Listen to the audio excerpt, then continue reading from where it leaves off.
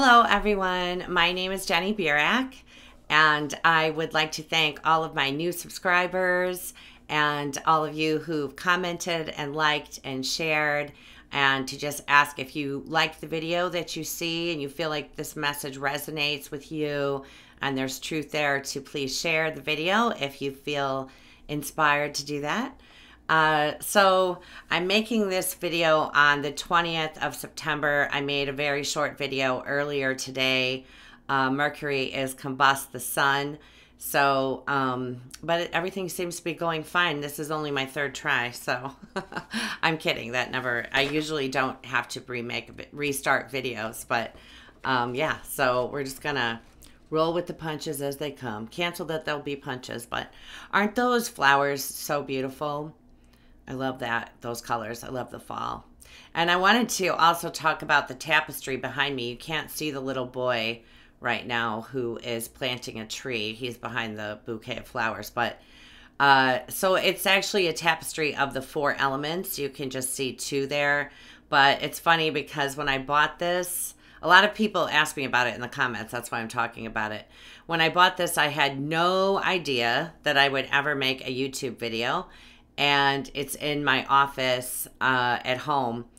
And the 2 elements that aren't showing are fire and water. And I'm pretty much fire and water. So it's funny because when I sit in front of the camera, you can see the earth and the air element. So kind of balances me out, I guess. Anyway, so the full moon in Aries is going to be quite something.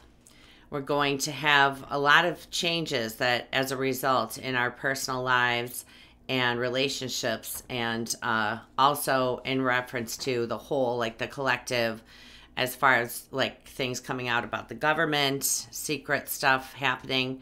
It is conjunct Chiron. Chiron is the wounded healer, or it's a misnomer, but sometimes it's given the term the wound that never heals. It's like the deep-seated wound within us. It's ruled by Mars, and it's an Aries. And Mars and Aries have to do with the self and our survival and what we need, like our basic needs. And it speaks to, Metatron was saying, the wound of individuation this morning when I made a bit of the short video earlier, and he had a lot that he wanted to say about this. So when there's a full moon, the moon, if you can see there at the top where my finger is, kind of, I'm not good with this looking backwards. The moon is an opposition to the sun. So the light from the sun is reflecting on the moon, bringing illuminations, and the sun is in Libra. Okay, so he referenced partnership a lot in this when he was talking about this full moon also. So I wrote it all down. It's a page. It's a time of new beginnings and a reset in how we love ourselves, how we receive love from others, and how our love is received. And the full moon is also about bridging the gap between who we are existing as, or he said subsisting in some cases, and the I am within us, tucked away at our core. Breaking free of patterns of emotional manipulation, breaking free from the story of shame. It is a time of healing for the broken heart of the wounded child within, and feelings of unworthiness and being embattled, or the conflict of self, feelings of being forlorn, longing are going to be coming up, and the belief that we're cursed to never have emotional security or a safe haven. And for the masculine aspect of us, or for the males, it's the carrying the wound of believing that it's all our fault, all their fault, that the sins of the world that they're to blame for the sins of the world, is what he's saying. And that's really what Chiron in Aries is about this next. Now, Chiron's about to slip back into Pisces for a bit. speaking to the wound of separation. That's really the wound of individuation and the wound of separation are basically like, two sides of the same coin. So when we're talking about, all of these things coming up within us and, the full moon is a time of releasing. So, you can have your cry if you need to do that. And in order to release that, when the moon is full, the moon is our emotions. So, and it's, having the light shining on that and shining on that Chiron. So, it's the wound of the masculine, the war, the battle, the aggression, where we believed that the only way to succeed was through the energy of anger and aggression. The only way to find our power was to come to it that way and to harm another in order to gain power, in order to conquer, to take over another country, to, have battles and be... That was like when we had a great victory celebration, was because we killed a bunch of people. I mean, that's part of the human condition, right? And we know that we've all been male and female. One of the women that came in with a lot of masculine energy, a lot of Pluto and Mars, a lot of war. My natal Mars is exactly on top of the Pluto of the United States. And so that relates to the country of the United States. But not coincidentally, the first lifetime that I went into, the first timeline that I saw, I was a Native American. And it was about not quite 1100, the year 1100. And I was in a battle with other Native Americans. And it was like my job to kill them. That was what I did. I was the chief of this warring, it was the Navajo tribe, and that I was a part of. But, and I felt in that remembrance that, and this is for all of us, okay, that when we did things like that, it was like we had to just push it down and push it down and push it down in order not to feel any compassion for them and just to get the job done. Okay. And so we've all had lifetimes where we were that warrior and we haven't been able to look at other human beings like someone that we loved and we identified with. It was about they're the other, they're not me, they're the enemy. I mean, you see that playing out a little bit today with walls and things like that. And, I've heard people talk about like us going, well, maybe I'm not even going to say that, but, just about the other and the people who have different beliefs than we do, or people that look different than we do, or rich against the poor. And, there's the one side that hates the rich and everything is the rich's fault. We were rich too. And, we're not really separate. We're all connected through the energy of unconditional love, through the great I am. We're all sparks of that energy, of the alpha and the omega. That is an energy of unconditional love. That's who we are at our essence. And so all of the, things that have gone on throughout all of time that taught us that we're separate, that we're unworthy, that we can't quite get there, that we are holding on to, that we feel guilty about, that we feel blamed for, times when we had no compassion for our fellow man. This is what this full moon is, speaking to that. And he's talking about it being a time of, reset in love relationships, because the sun being in Libra, ruled by Venus. And I just wanted to show the chart, if I can get my hands to do.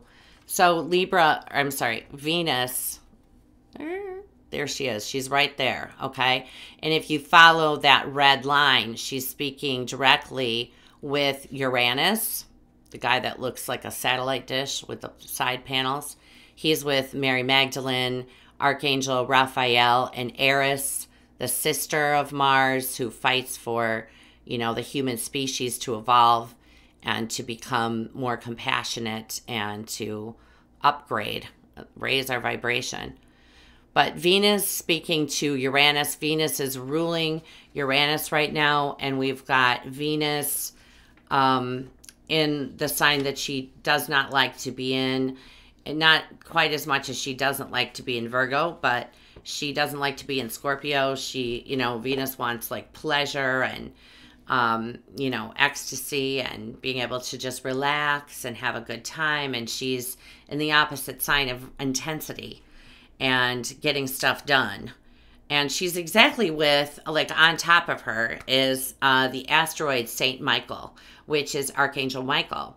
So when we're talking about coming into divine union, or being with our twin flame, you can see that the way that the energies are playing out in the chart.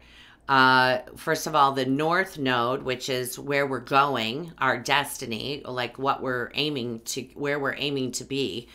The North Node is exactly with the asteroid union, okay, which is great news.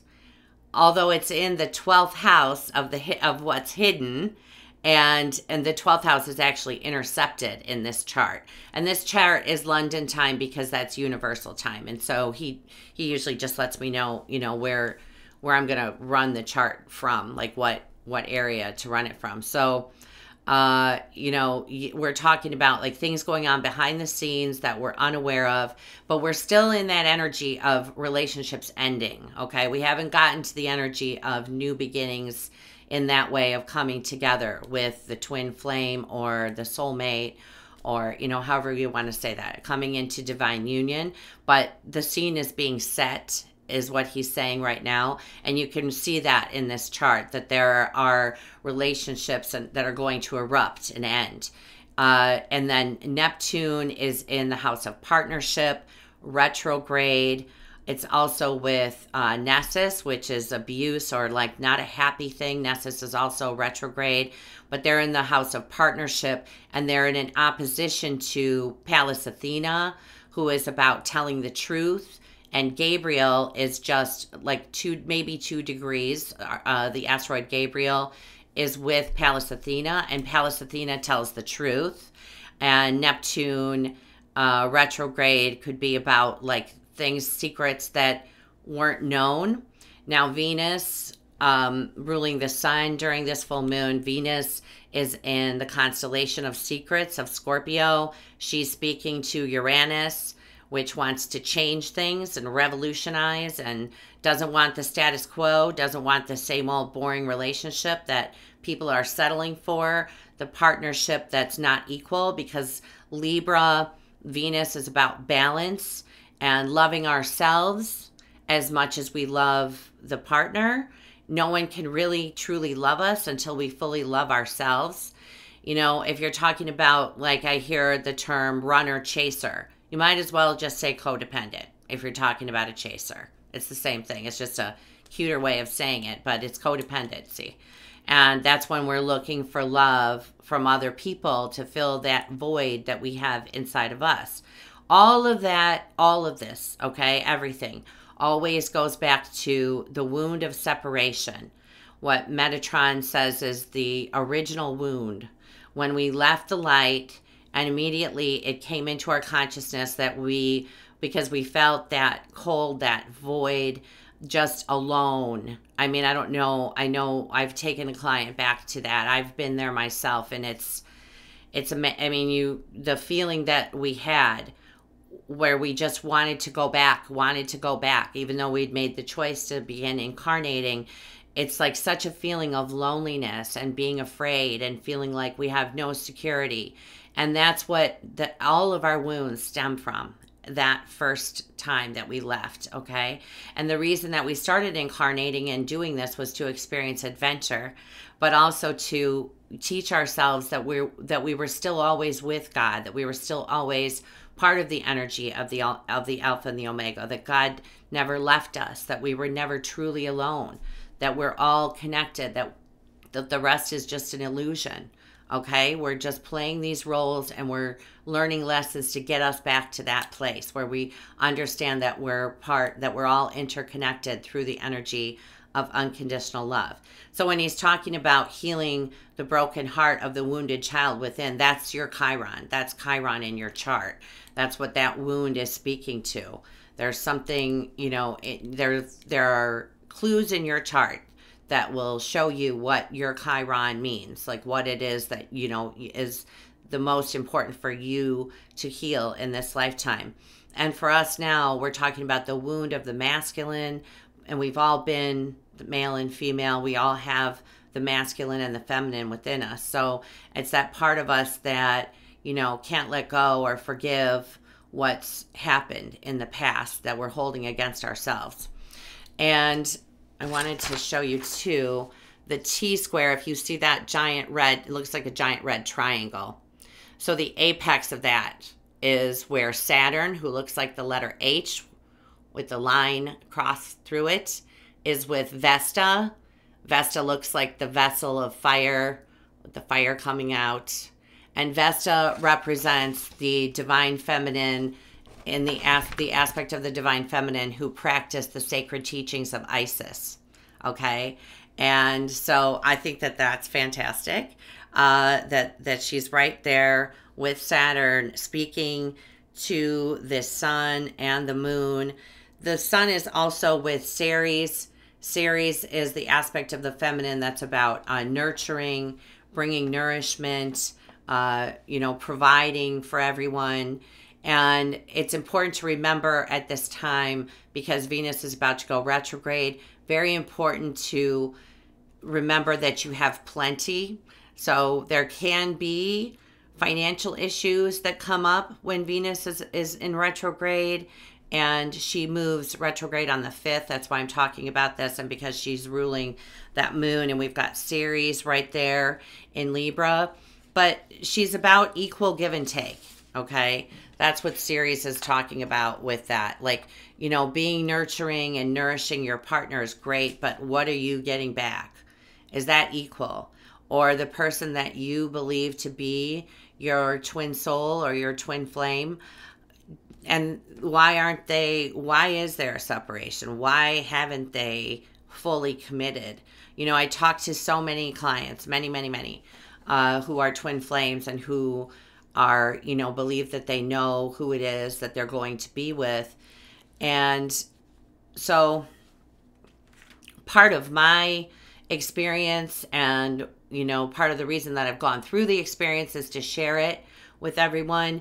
When you're in these other existences, what happens when we come to the realization, okay, that we are part of the twin flame, I don't know, I'm going to say movement, is that you're in a lot of existences with different twin flames, not just your twin soul. Okay, that's just not the way that it is, because there's free will, and so they can't really say for surely this, or they can't force somebody to be with somebody else. I mean, that doesn't happen. So you're going through these other relationships all simultaneously, okay? And then when time comes that, if you're going to come together, like cogs in a wheel, like he always talks about, that it's cogs in a wheel, or like the 6 degrees of separation. For every action, there's a reaction, and there's a lot of us involved. So it depends on how the relationship played out in that other existence where you had the relationship. What was it for the benefit of the whole? Was it beneficial to you? Were you both happy in that relationship? Was it what was best for all that is? Or was it not? Now, for me, I know with my twin soul, it wasn't. I was told it was better for everyone, literally, if you don't come together. Not because I'm so super spectacular, but it's the cogs in the wheel concept where, one person doesn't fulfill their soul's destiny in this lifetime, and then everybody else is affected in some way. So, when you, like I said, when you're having days where you feel down, it isn't probably about the person that you think it is. And I know when I say that to people, they're so sure that it is about the other person. And I was the same way. But really, you're having a lot of experiences and relationships with a lot of different twin flames all at once. And you love them just as much. You do. You really do. So if that person that you're thinking is the one isn't coming around and isn't showing up and isn't ready to commit, chances are that the universe is going to bring you someone else that you have a great relationship with somewhere else. And now you're going to fulfill your mission in this lifetime together. on this planet. So make sure that, like, you know, it's important when you're connecting with your divine life partner, or the one that your soulmate who you're coming into union with, that you like leave the picture of who that is aside and just connect in your heart space to whatever energy, you know, comes in. Okay. And it's good to practice doing that too, just because it helps to set off a magnet within you that's calling to them, because their energy is already a part of your energy because you're together somewhere else. So I hope that makes sense to everybody. But it seemed like that was something important he brought up to me earlier today, you know, sharing that with everyone. And it's difficult when it's a client and I'm trying to say, but, you know, it's possible it's someone else. And if, you know, not everybody's ready to hear that. Everybody doesn't want to, you know, let go of that person. And that's just really maybe a stumbling block, where it's good to just always let go. Even if you know for surely, it's always good to let go, because they will come back if they're meant to, right? So, okay, so that is what's happening with the full moon in Aries. And Mars will be back in bounds, like literally by the skin of his teeth, just within a few minutes or whatever, however you do declinations. I'm not even sure. But he's barely in bounds, but he is in bounds at the time of the full moon. So that's good. Because otherwise the full moon in Aries, it would be even more just, you know, when a planet's out of bounds by declination, you don't know what it's going to do, especially when it's Mars in Aquarius. And so Venus is speaking to Uranus. This could be like a sudden change in a relationship. And with Saturn, with Vesta at the apex of that, you know, that red triangle that I showed you, it's the Judgment card again that we're talking about. Whatever will be, let it go, and understand that that was the way that it was agreed to happen. And, you know, just really work on your inner child. I realized that I said last week that I was going to do an inner child video, and I just haven't had time. I've been so booked up with client sessions, but I'm definitely going to get to that next week. I'm out of town all weekend. I'm speaking in Quincy, Illinois over the weekend. I'm part of the Sisterhood of the Emerald Fire, and there's a group of sisters down in Southern Illinois who I'm going to talk to over the weekend. So that's exciting for me. And I think I'm going to start doing actually the Sisterhood of the Emerald Fire teachings on Zoom. But we'll see. We'll see what Mary has to say, what the Marys have to say about that. But I'm pretty sure that that's a thumbs up I'm getting right now. So I'll let you know about that, because that's really a cool thing to be a part of, learning how to move energy and help save the planet.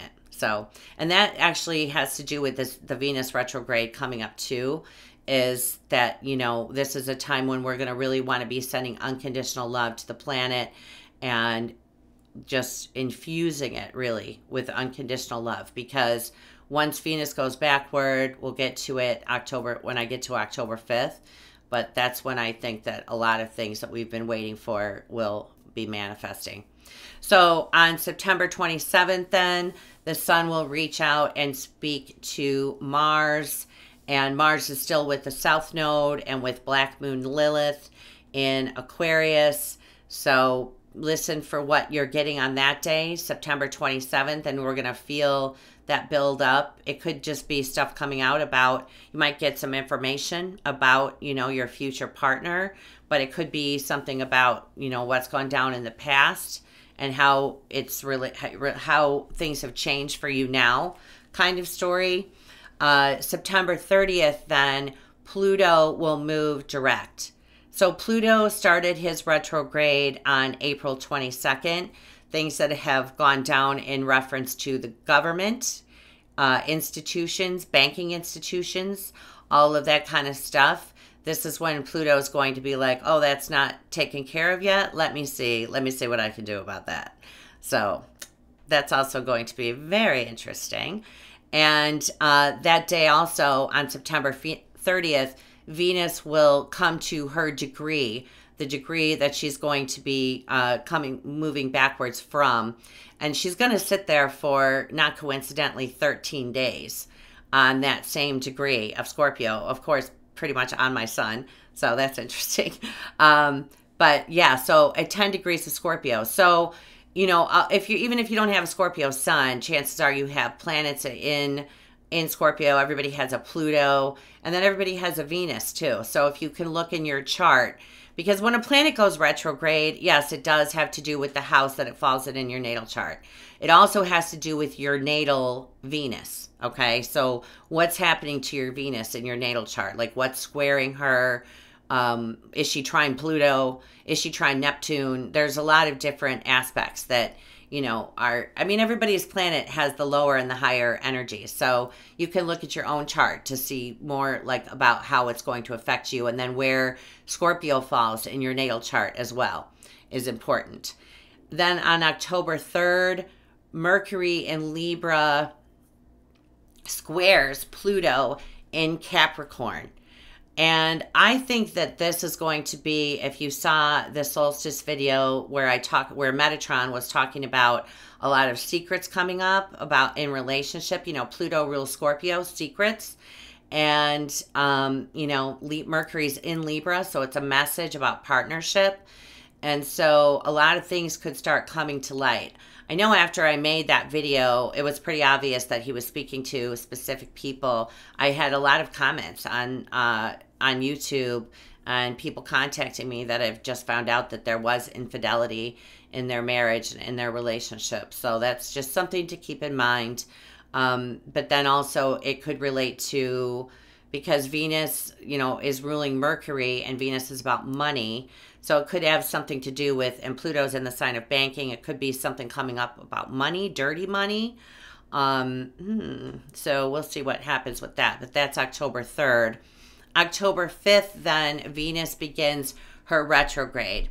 So I read an article by Sandra Mosley in The Mountain Astrologer. The Mountain Astrologer is a great resource if you're looking to find out if you want to learn more things about astrology.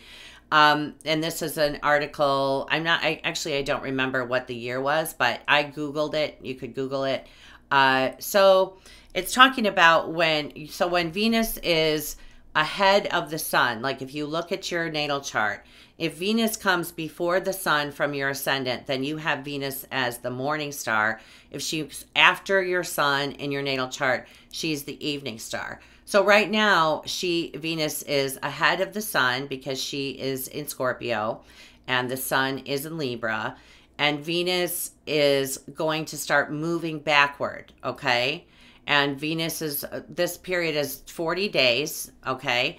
And as Venus comes to the sun, I think this is November 18th. So we'll talk about it more as we get there.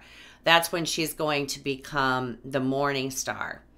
And if you read the article, what Sandra Mosley talked about was, you know, how the Mesoamerican astrologers, the Babylonian astrologers, when Venus became the morning sun, it was a lot to do with, like, it could be death of leaders.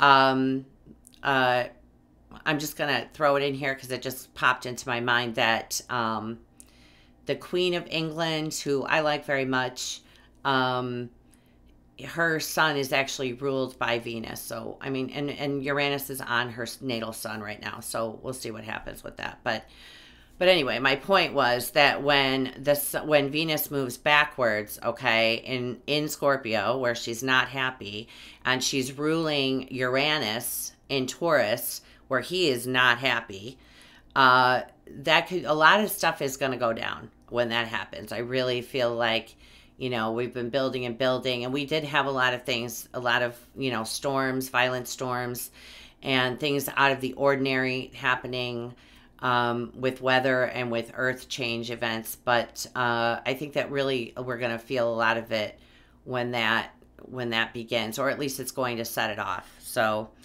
we'll see what happens. But it wasn't just death of leaders either. It was, there's one astrologer that talks about there being plane crashes at that time, and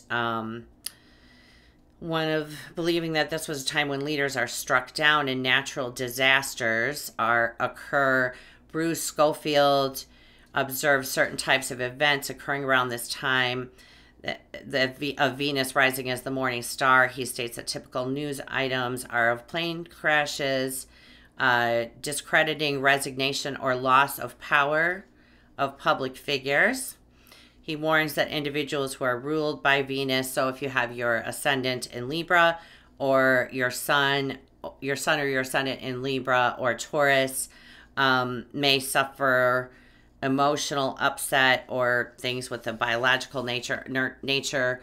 I'm going to just cancel any of that energy for any of you who might have taken it in. I should have read that ahead of time, maybe. But yeah, so I really think that it's going to be really intense. And like I said, it usually will have something to do with money. It depends on where it falls in your chart, but money, relationships are all up for scrutiny is what he's saying right now. So that begins October 5th. And then October 9th, we've got a new moon in Libra. It looks like a really nice new moon, I have to say. Like Mars clears his shadow right about the same time that happens. The sun, moon, and Mercury will all be in Libra. I mean, the ruler is retrograde, and it's, again, on the 9th. There's so many nines everywhere about, things coming, the end of a cycle and the culmination of cycles, so we can move into the next one, or things coming to fruition. So anyway, if you have any questions or comments, please let me know. My email is jennyb@astrologyforascension.com, and my website is the same name, astrologyforascension.com. I still have the sale going on. That's probably going to just go on through, as far as I know, it's going on at least through the Venus retrograde. And I even have 30-minute sessions if you're interested. I'm booked a few weeks out, I think. But yeah, you'll be able to get in exactly when you're meant to. I know it. And then my Facebook page is Astrology for Ascension. I also wanted to mention that I've done a couple of podcasts, just 2 so far. iTunes, The Rising, and SoundCloud, The Rising also. So you can look me up there. I'm trying to get that done on Tuesday mornings. So I just pull cards. I pulled cards last week, but Metatron just gives me, we talk about whatever it is that he would like to talk about that day. And so yeah, I try to keep it kind of short, but you can listen to it at work my friends tell me, easily. so yeah, everybody take care, hang in there. We're still, going through a lot of intensity right now. Venus will be cleaning up what was, what Jupiter didn't get to as she moves back into Libra, and then she'll go through Scorpio, and she's going to stay there until January 5th. So even though Jupiter will move into Sagittarius, we're still going to be talking about things coming up, secrets coming out, things coming to light that we weren't aware of. And that'll be big stuff with government and leaders and institutions. And then also in our relationship, one-on-one relationships, doesn't necessarily have to be a romantic relationship. The other Libra is whoever you're partnered with for any of your contracts. So anyway, everybody, take care. That's Mercury combust the sun. Sending everybody love. All right, bye-bye.